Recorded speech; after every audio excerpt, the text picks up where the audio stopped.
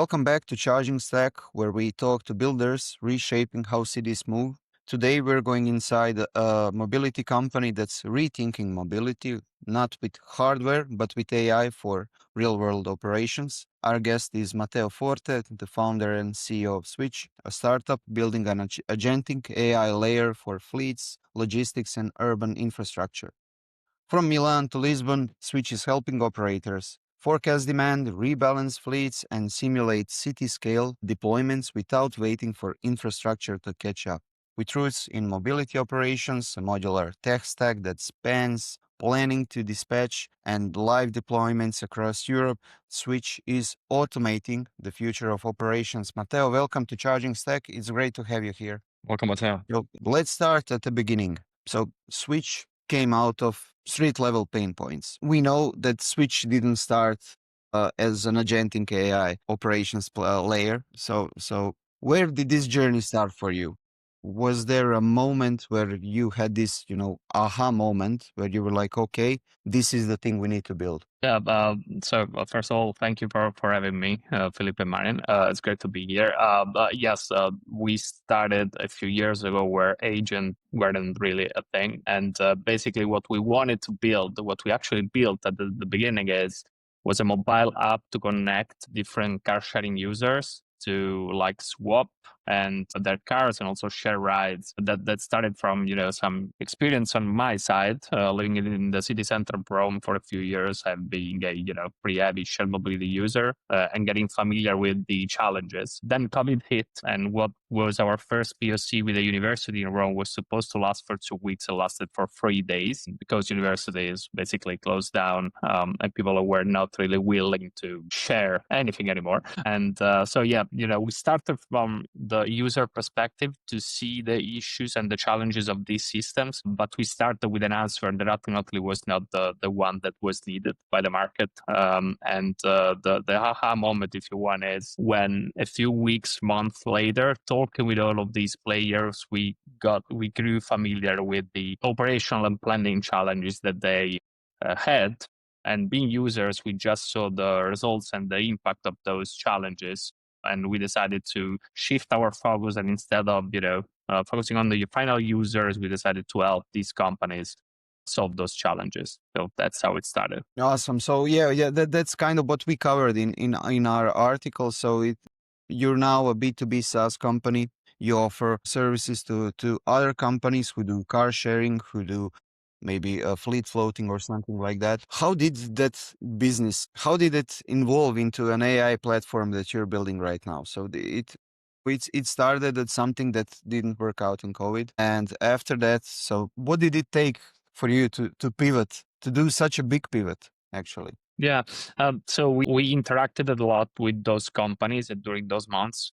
And once we understood what the challenges were on their side, we decided to shift our focus and try and help them, solving the planning challenges they have, meaning how many vehicles to deploy, how to design service areas, where to place EV charging stations, and so on. And on the other side, once you launch these services, you need to every day predict demand, rebalance your fleet, optimize all the operations. And to do that, also given our background, we decided to build this technology that is AI-based and that can effectively solve these challenges. Of course, we also had the trust of our initial investors that supported us during this first big pivot.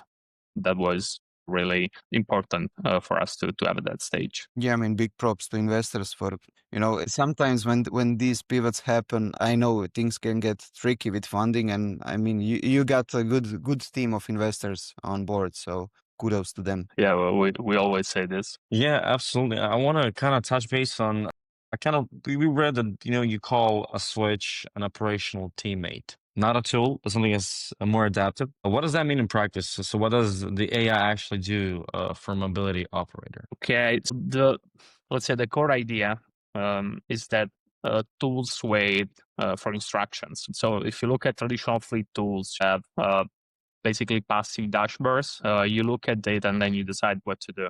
On the other side, an AI teammate can actually take initiative.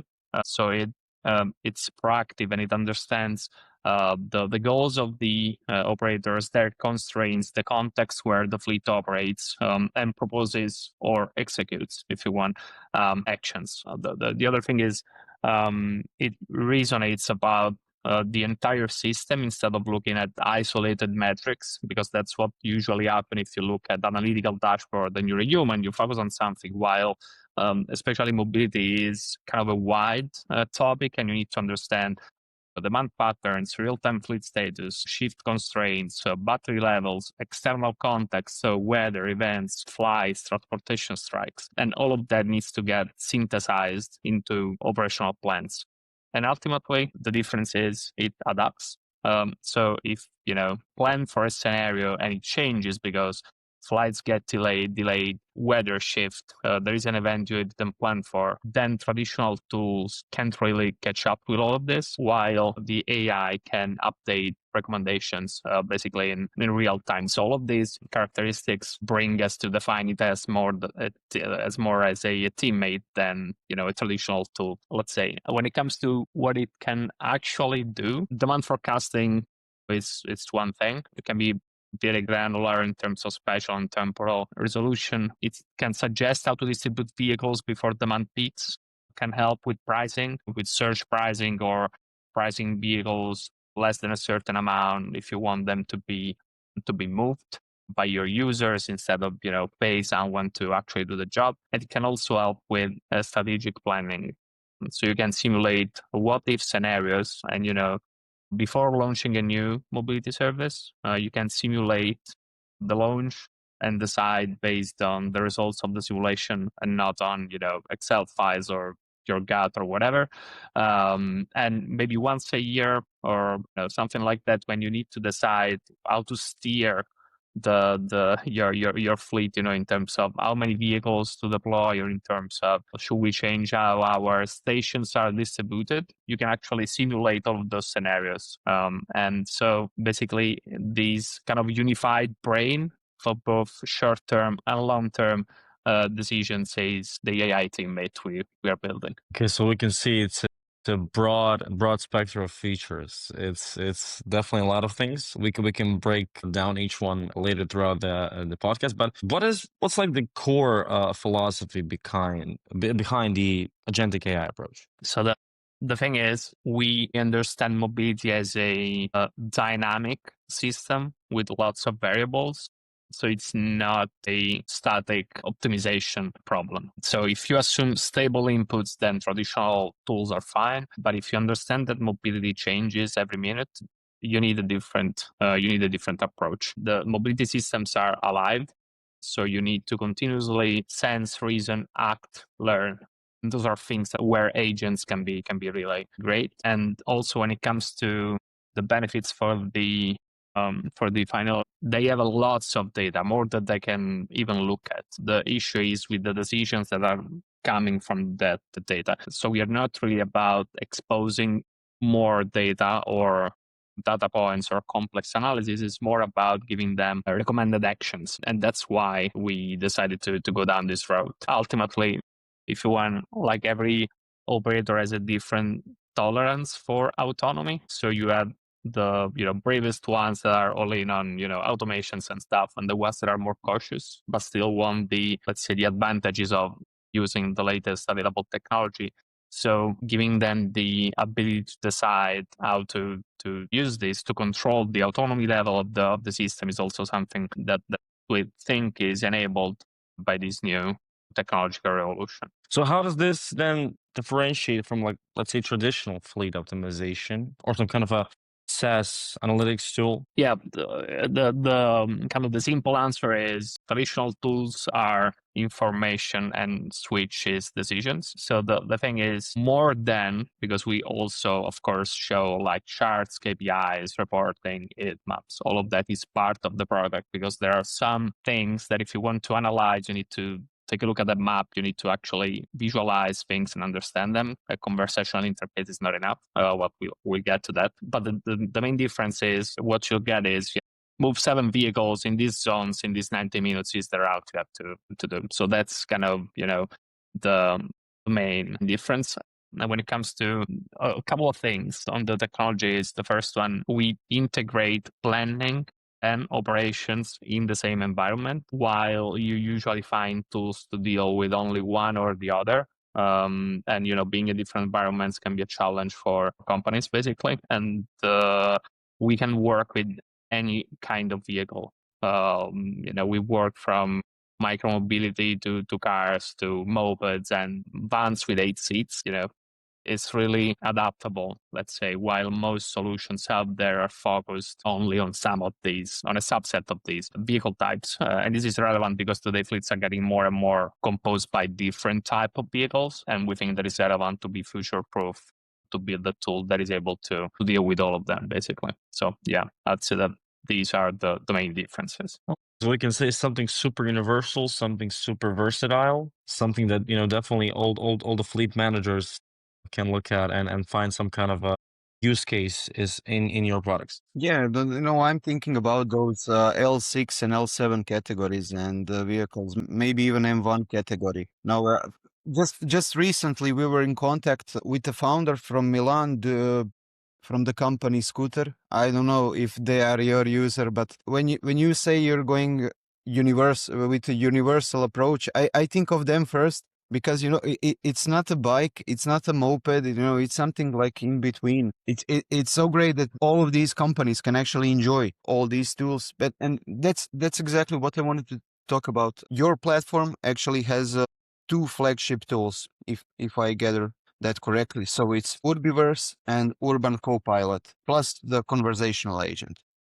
How should we think about the relationship between tools? Are they merging into a single experience? Can a business say, I want to use one tool, I don't want another because it will be maybe priced a bit higher or something like that? How does that work? Yeah, that's a great question, and one that we asked ourselves a lot of times. Now, like our strategy, like the reason why they're separated is because Urbiverse is the tool that you use if you want to explore different what-if scenarios. So it's intended as a kind of a strategic tool where you can analyze how the different fleet composition, amounts of vehicles, station distribution will affect your operations and your financial KPIs. On the other hand, Urban Copilot is the fleet operations product, so the one in charge of forecasting demand, optimizing operations from battery swaps to vehicle rebalancing to flat tires that needs to be repaired.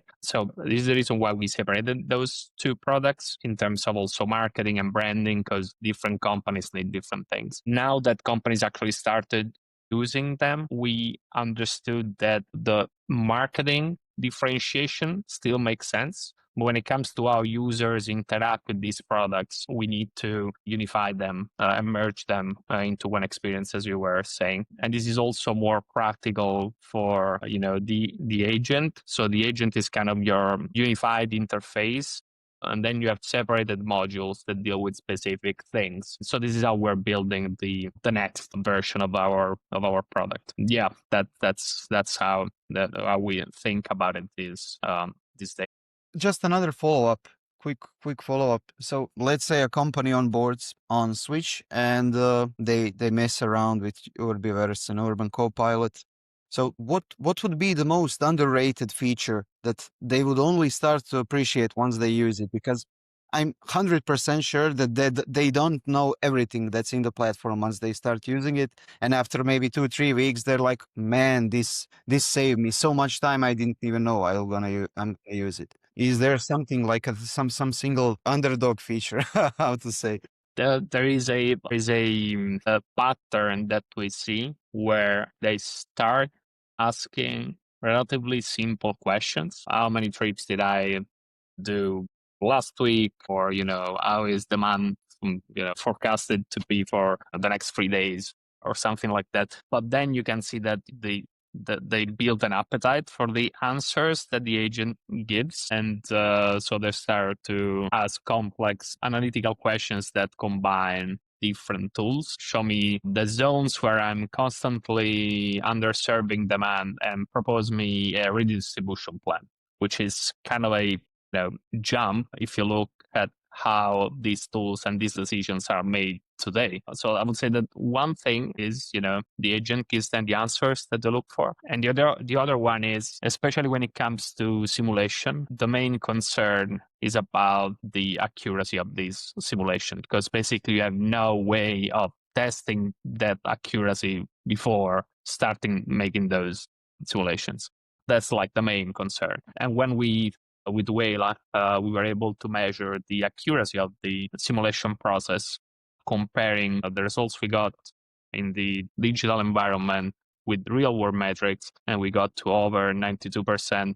That was, I don't want to say surprise, because, of course, if they, started to work with us, they expected a certain level of accuracy when it comes to the simulation. But actually 4 months, I think it was, to actually see what happened precisely followed what was simulated was kind of a not surprise, but kind of a thing that they were happy about. Yeah, this story sounds like the learning curve of an average person using ChatGPT. In start, you start asking some simple questions, and as you get more confident, you get wild with prompts. You just get wild, and they have 4 steps, they have context, they have everything.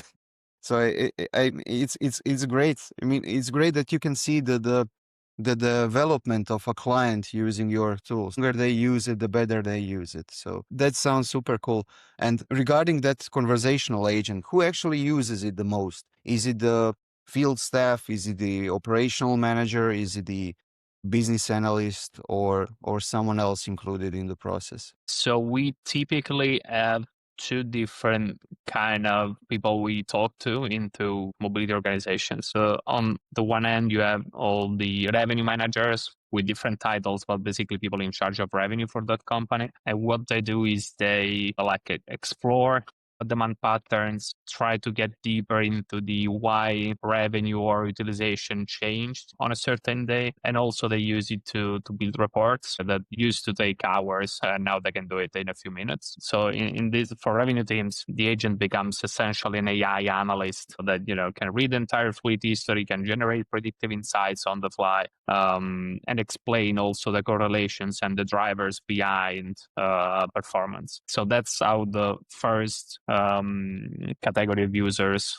use it. And the second one is more around operations and operations managers, and they use it to more as decision support and task generation, not just like analysis or strategic decisions. So they want to be precise in understanding where we'll be undersupplied in the next 3 hours or 6 hours or 12 hours or whatever. And also, for example, you can use it to identify vehicles that require, urgent attention and suggest an optimal route to fix it, so that the route can be dispatched to the mobile app that the actual fleet operator has, and they can you? Okay. Yeah, I lost you for like 1 second. we can hear you. We can hear you well. Okay. Everything is okay. Okay, perfect. So yeah, that's mainly the 2 user groups that use the product and how they interact with it. So on the one end is kind of a 24/7 analyst that can look into the future, and on the other end is like a 24/7 operations planner that sees everything that is happening in the fleet, can anticipate the issues and propose actionable plans for your. So that's kind of what you mentioned, what I was about to ask now. So you're not only, so the Switch is not only optimizing existing fleets, but you can simulate deployments of the ones that don't exist, right? So can you kind of walk us through how does it actually look in kind of maybe like a simple terms when someone, city or operator wants to implement or use Urbiverse to plan a brand new service, brand new route, et cetera, et cetera? Yeah. So basically what Urbiverse is an AI simulation engine that acts as a kind of virtual test bed before you spend a euro on hardware or operations. And the typical workflow looks like this. There's the first step is like ingesting the context. So a population, land use, mobility patterns, historical trips if available. Sometimes clients come to us and they already have an operating service. How infrastructure is built, so charging spots, parking places, depots, and finally the business rules, so the pricing, the rebalancing policies, the service areas, all of the things that basically that allow the rules that you use to manage your fleet. Based on all of these, you can generate demand. We have a generative AI engine that is vertical on mobility data, and basically can build a demand layer for your service. Even if you have a historical data set, it's better. If you don't have it, we can use the context to actually estimate and build one for you. And that will be on the demand side. On the supply side, it comes down to building a digital twin of the client's fleet and infrastructure, vehicle types, constraints, charging or swap behavior, operator shift. All of this is encoded in a supply model. And finally, you can simulate thousands of scenarios where demand and supply meet. And then you can test different fleet sizes, different station and parking layouts, different operational strategies, or seasonal demand shocks or something like that. And finally, based on all of these different scenarios, you can extract the KPIs that you're interested in. So vehicle utilization, unmet demand, operating costs, required staffing, all of that from an operational and from a financial standpoint. So at the end of this process, you know exactly how many vehicles to deploy, what infrastructure is required, and this is how it works. Yes. So for example, we want to start car sharing business in Croatia. In our case, switch would be the step one before doing any acquisitions, anything. It can be kind of like a step zero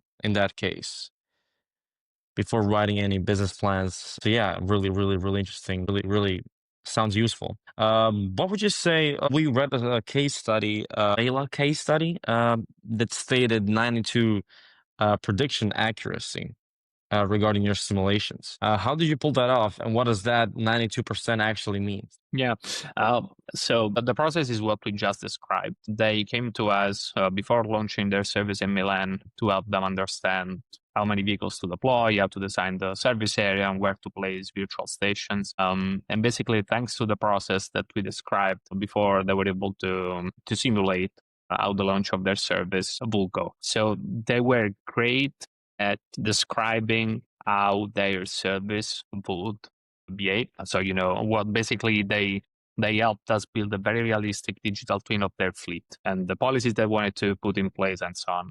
It was on us to build the demand model that was accurate compared to what they were targeting. And, the mix of these two components, so the accuracy of the demand model and the accuracy of the supply model that we built, and of course the correctness, let's say, of the simulation process helped pull off these very accurate simulations that they basically used to launch the service. How we measure this is basically they launched it at the end of 2024. It was like late October, if I'm not mistaken. Basically, all of the simulations happened before, and after 4 months, we had enough data to compare the results. So when it comes, for example, given the amount of vehicles that they deployed, the amount of rides that they were able to satisfy, that was super accurate. So that this means that the simulation process actually understood how the model would behave, because the simulations is both about spatial and temporal events. So, you have actual vehicles moving in the streets and actual users trying to book them, and you can actually see basically how much demand you're able to satisfy. And that is fundamental, because then all of your financial projections stand on how much demand you're able to satisfy. So yeah, that's how we manage that specific case. Okay, now you have mentioned financials multiple times, and again, I'm thinking, okay, if it's a company who is looking for a venture capital, and they can have way better, we can say, luck of finding that capital just by providing straight up data that can benefit how the business look on the outside. Yeah. You also in fact, do have scaling the business. And in fact, they were able to raise a couple of million euros after the launch, not because of us, because they're great, but still, it's a pretty successful case. You were the part of the process, so that's definitely good. But it's also, what I'm hearing is, for the whole process to be successful, okay, someone who has the existing fleet out there, they need to know their business. They need to know their target audience, the whole idea to everything, the whole process to be a good one. Philip, please. Yeah, yeah, I actually wanted to ask you a bit more about the product adoption and some real world operations. So today you're live with Telerent, with Wayla, with others. So this is operating as we speak. What surprised you the most during those early deployments? Were there any, eureka moments or something like where things didn't go as planned, maybe something like that? There are a few, but I would say the one that gives me the highest satisfaction is there is a client that unfortunately has been targeted by theft of vehicles.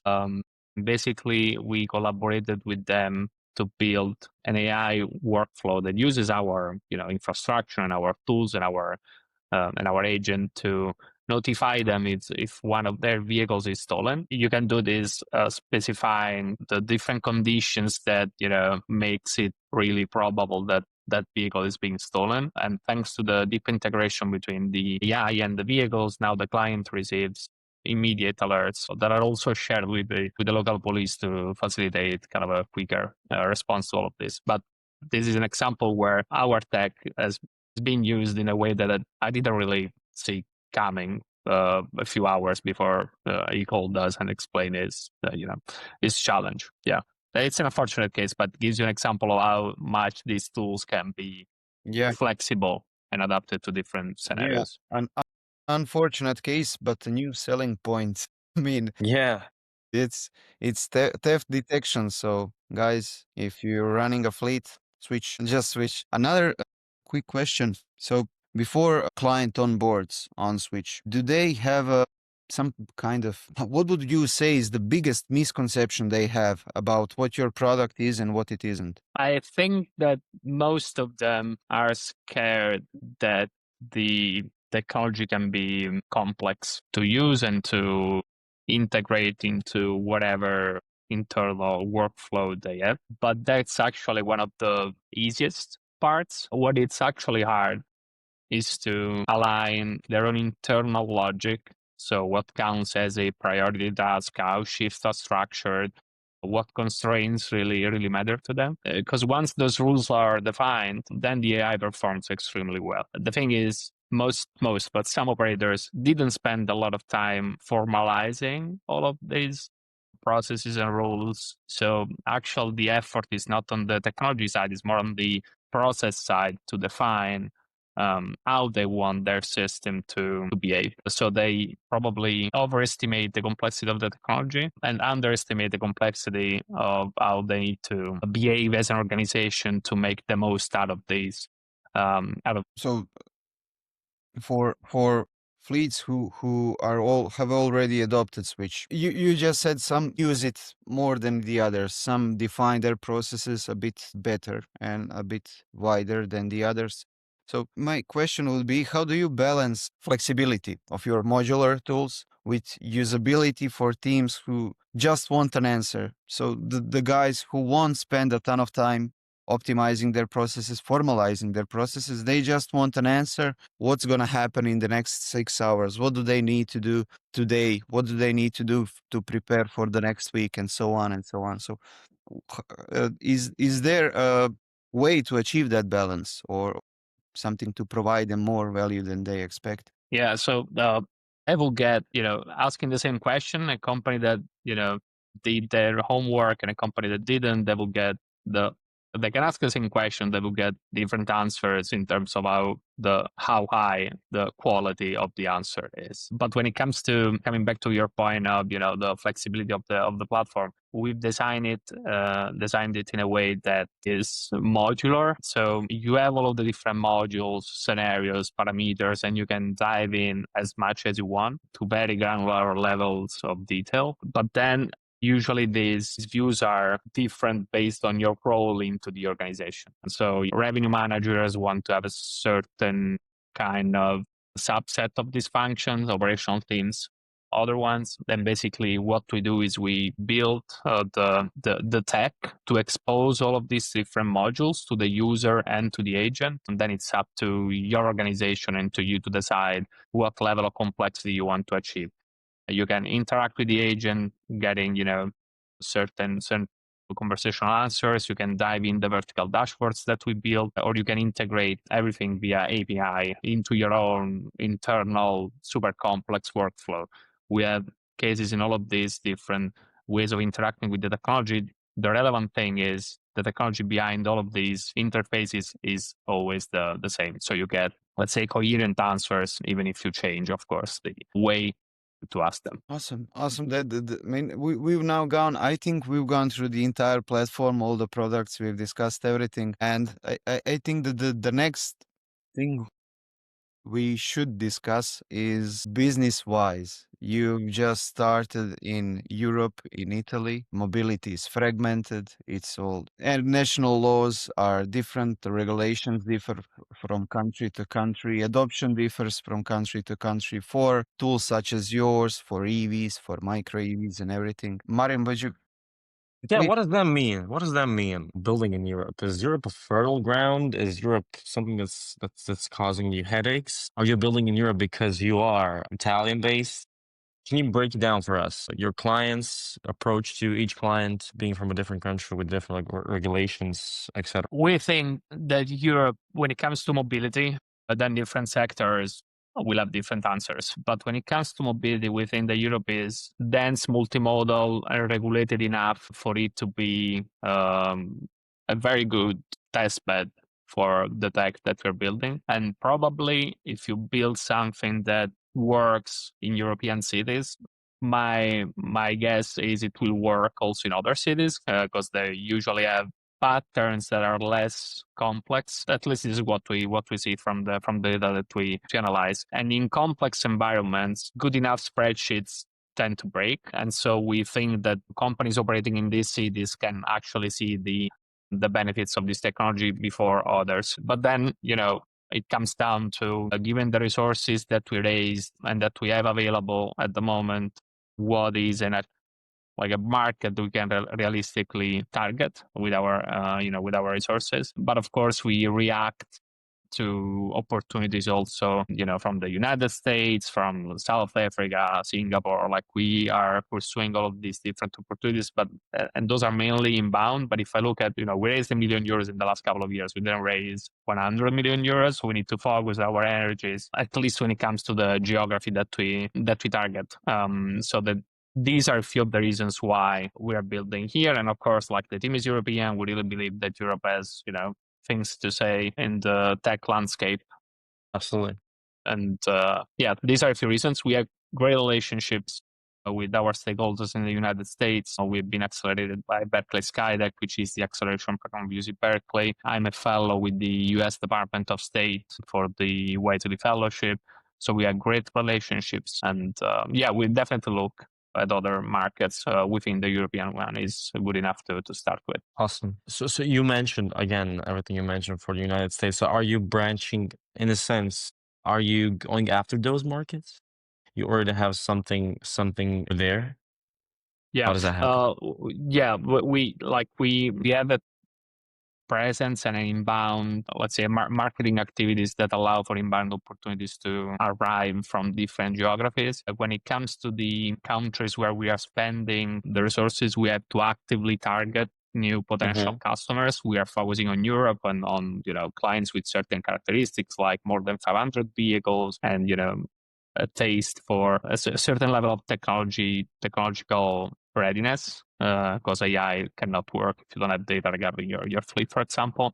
So we need to find ways to segment the market. So we are actively targeting these companies in Europe, but then at the same time, we're also building via our network and via marketing activities the engine that can allow for opportunities from the United States and other continents to arrive to us, basically. How do you do marketing? Is everything digital? Are we seeing you potentially in CES soon? A lot of people who we had on the podcast are going to be there in Nevada. Are you doing everything digital? Are you doing the events, presentations? What kind of activity do you do? Digital is a relevant part of what we do, but also events and vertical fairs and exhibitions are definitely a major component of what we do. We are also supported in this by Urban Mobility, which is one of our main investors, and they invite us to conferences and they give us speaking opportunities that allow us to talk with these potential clients. So I would say these are the two main legs when it comes to our marketing strategy. So digital presence, outbound, of course, events, and vertical fairs. Yeah, I think me and Philip, say if you disagree, but I think we've talking to the people, we've kind of stumbled upon the fact that actual physical presence, live events, it's something that's potentially coming again back in, under the, it's not everything is in digital space. Yeah, We do have to. exactly. That's what you're saying. Physical marketing, I mean, offline marketing is having another boom. And basically every company we've talked to, every leader from the mobility space would tell us it's great to be digitally present if your product is digital. The people you're selling to aren't online all the time. They're on trade shows, they're at conferences, they're on some business meetings, business podcasts. They're offline. They're mingling. They're at incubators and so on and so on. So I think this is a great intro to offline marketing season 2. I don't know how to call it. Yeah, this was totally off topic. Sorry. I'd actually want to ask a few questions about the actual business and the growth and everything on that side. You're early stage now, but you are already working across more countries. So how does your SaaS model work? Do you charge? How does the pricing work actually? Do you charge by fleet size, by feature access, by outcomes? What's kind of the pricing point here? So we try to keep it simple with a subscription model that is based on fleet size and which modules you activate. So every operator pays for the capabilities they actually need, forecasting, simulations, ops optimization, and the pricing scales with the number of vehicles under management. There is an evolution towards outcome-based pricing. We are kind of, it would align with how we spend our money, basically, to give these services to the clients. But at the same time, we talk to operators that want predictable budgets. So like there is this tension at the moment between these new, let's say, revenue models and how business are used to work. So we are charging a subscription based on fleet size and which models you activate, but we are always looking to new ways to align our revenue model with how businesses actually operate. So that's the fleet size and feature access was currently the easiest way to determine pricing. I understand. Talking a bit about your biggest bets when it comes to hiring and go to market in general. What were they? I mean, we've seen your team. It's a small team, but it seems like a small powerhouse. So what was the biggest bet here that you took and it really paid off? So we'll see if it pays off. But our biggest bet from a go-to-market perspective is to start early to work with different vehicle types and very different operators. It is obviously harder because every vertical has its own logic. So, car rental is different than a free floating car sharing that is different from station-based share micromobility, and which is different from food delivery. But we want to prove, and we are proving, that the same AI stack can adapt and work across these different verticals. So it is riskier for us because if you focus on one vertical, probably you will even get more traction in that specific vertical.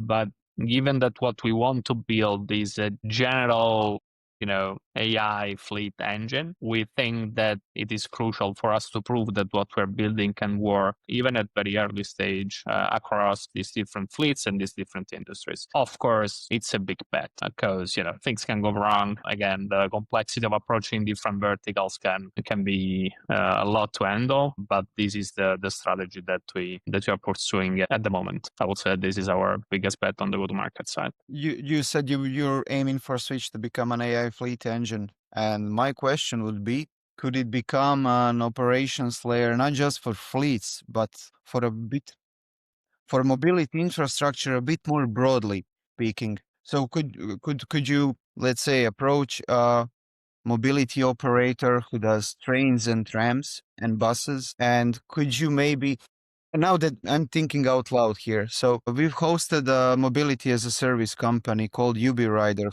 from Portugal here, and they kind of, I mean, it's a classic mobility as a service story. So they get all the transit operators, mobility operators who with scooters, trams, trains, buses, everything. They get it on their app, and people use their single app to book everything. It's a multimodal transportation app. So my question would be, would a company like Ubirider could they use Switch to maybe optimize their operations, or could the bus company use it? Could a train company use it? Could a city-owned company doing trams use it?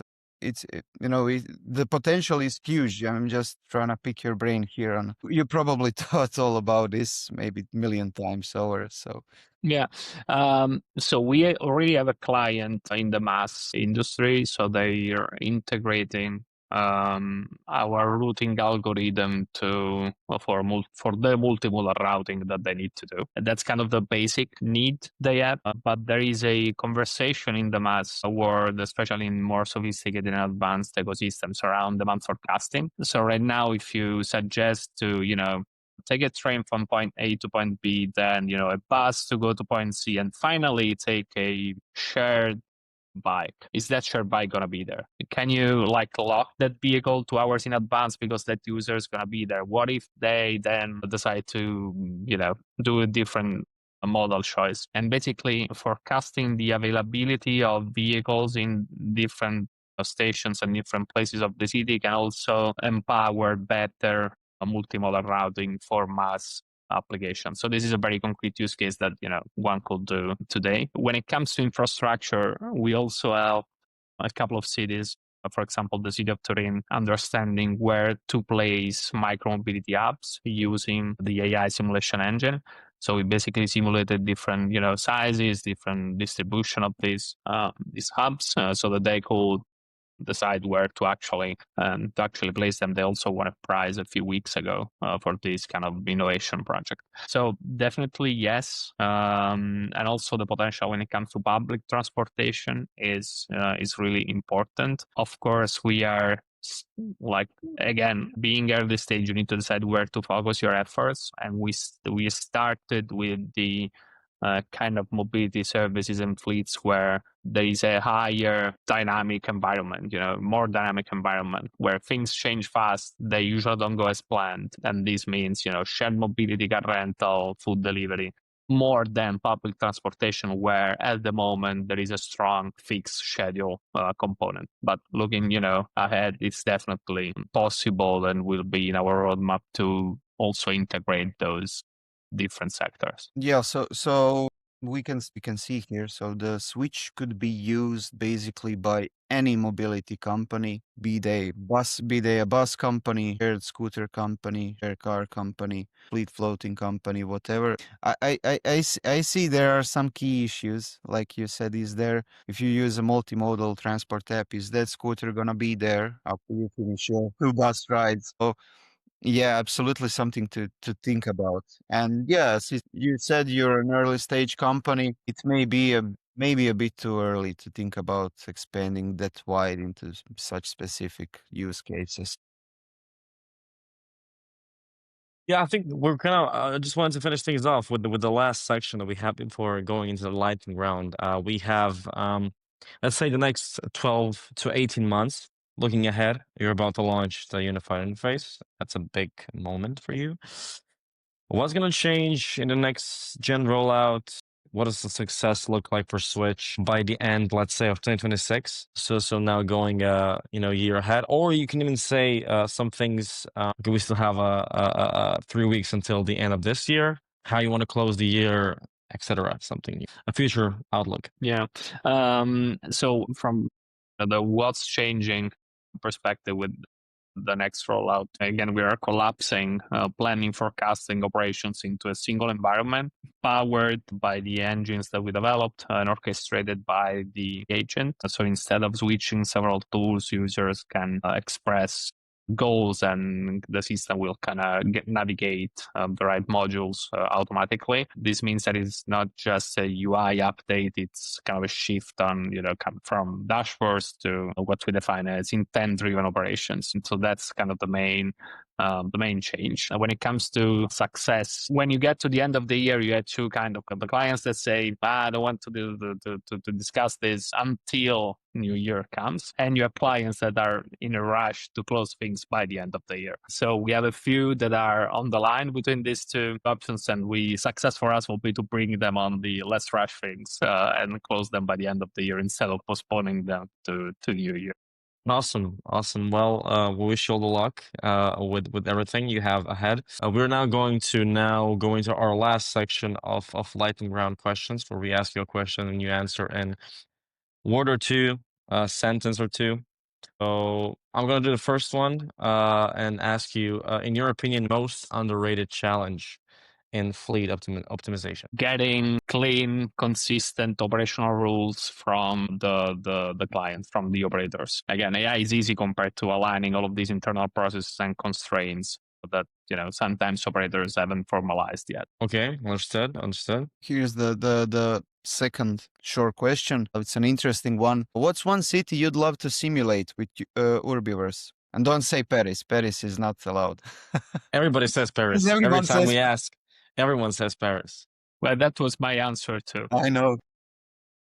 But I'll go with London. Because it's pretty complex when it comes to the mobility patterns that we saw. And also there is a strong correlation between different things that are not obvious. Sometimes it's interesting to see how the AI approaches it.